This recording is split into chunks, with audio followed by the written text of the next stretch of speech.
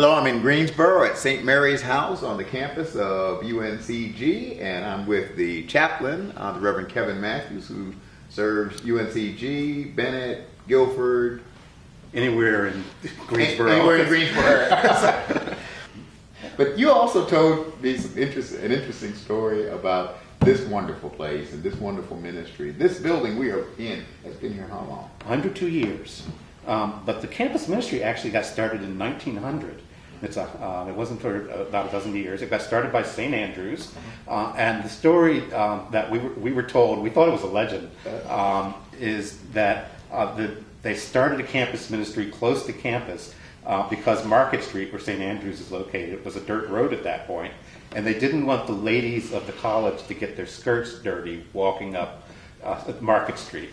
And that's such an Episcopal story that you have to believe it even if it's not true. Yeah. But it turns out it is true because College Place United Methodist, which is a block away from here, got built for basically the same reason. And it's in their archive records. They have written records of this. So that story is so us. It is so us.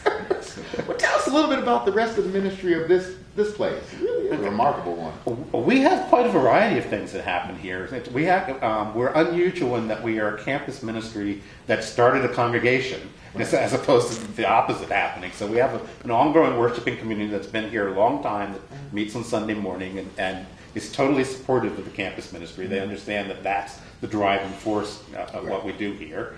So it includes students and faculty and community members and some retired faculty as well. So we have some very long-term folks who've been here. So that's Sunday morning. And Sunday evening, we go to Guilford College and do a service there. On Tuesday, we have a student dinner and worship and a discussion. Last night's discussion was about I love Jesus, but I hate going to church.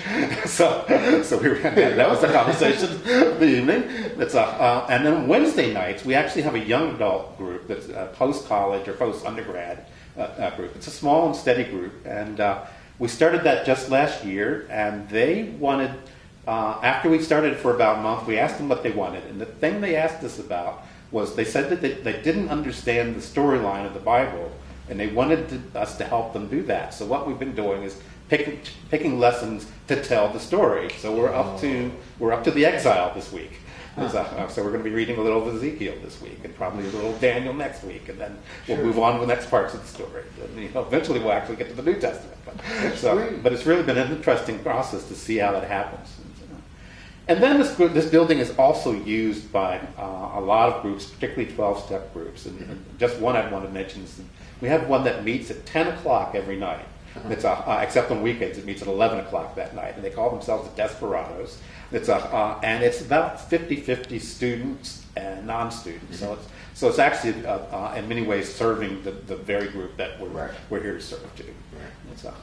And then this Friday, for about 5 weeks, we will have MFA poetry and short story readings happening here. They're doing their thesis readings. So the building gets used in a lot of very different ways. What a tremendous ministry! It's just a tremendous ministry that's made possible by what we Episcopalians here in North Carolina that are called the diocese. We do this together and make it happen. And we thank the diocese for their part of it. Which is me basically. So yeah. But the congregation actually provides pretty much everything else, like the program money. They really do. Yeah, they raise that money. It's awesome.